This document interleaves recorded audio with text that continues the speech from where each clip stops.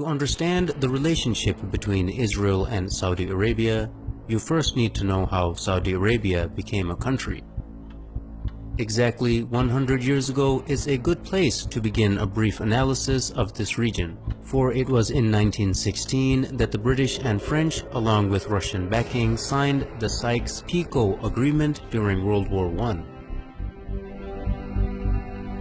This agreement anticipated the collapse, and therefore it secretly divided up the Middle East in order to design a region post-Ottoman Empire.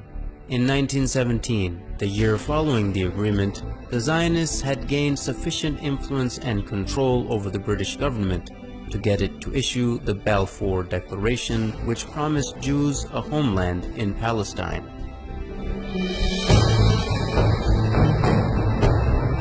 Even though the population of Palestine was at the time 85% Arab and only 7% Jewish. The defeat of the Ottoman Empire by British imperialism in World War I left three distinct authorities in the Arabian Peninsula. In the west, the Sharif of Hijaz; in the north, Ibn Rashid of Hayl; and in the east, Amir bin Saud of Najd with his religiously fanatical followers, the Wahhabis. Britain got the most help from the Sharif of Hijaz, who led the Arab revolt against the Ottomans and helped the British defeat them.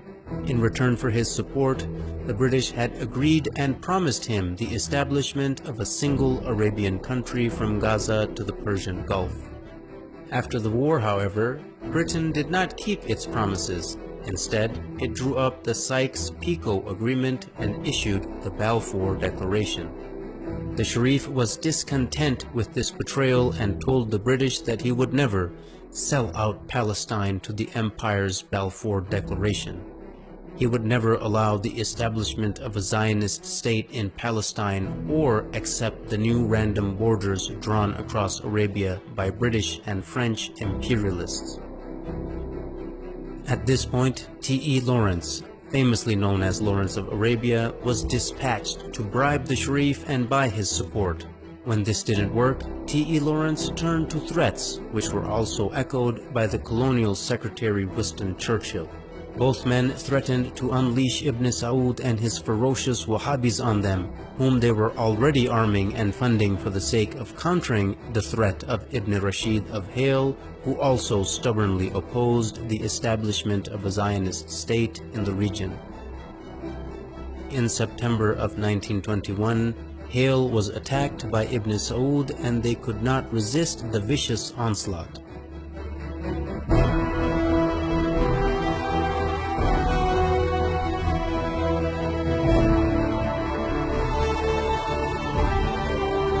They officially surrendered in November of 1921. Hayl had dissolved into a colony of the Sultanate of Najd. By March 1924, the British realized that Sharif Hussein would not back down, so they unleashed Ibn Saud and his armies on the Hijazi territory as well. Within weeks, the forces of Ibn Saud and his Wahhabi followers began to administer what the British Foreign Secretary Lord Curzon called the final kick to Sharif Hussein, and ruthlessly attacked Hijazi territory.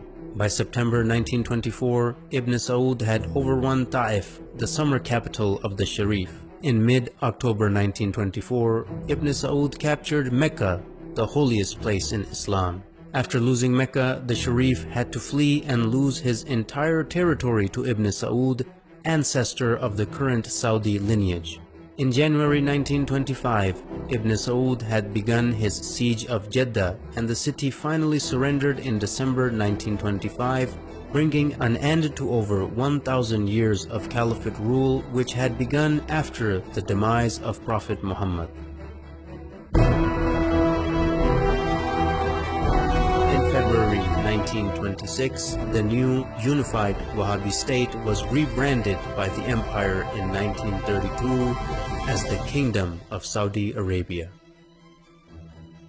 As you can see right from the start, the man who as a matter of principle opposed a Zionist state in Palestine was kicked out of his own land, yet the man who was willing to allow a Zionist state to be created was paid off handsomely and given an entire new country to exploit and dominate.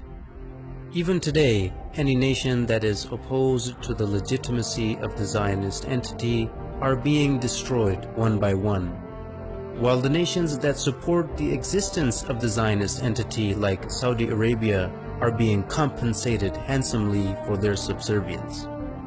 Are there any similarities between the Wahhabi and Zionist ideologies, who seem to be completely opposite, but both the creations of the British Empire? Stay tuned to find out.